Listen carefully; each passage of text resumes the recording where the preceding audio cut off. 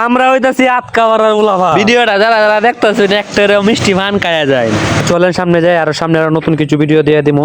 দেখেন এই যে ব্রিজটা তারাইল ব্রিজটা রাজীব ব্রিজ নামে পরিচিত। কেটা কেটা এই ব্রিজের মধ্যে গেছিল যার নাই সবাই কমেন্টে জানাবেন।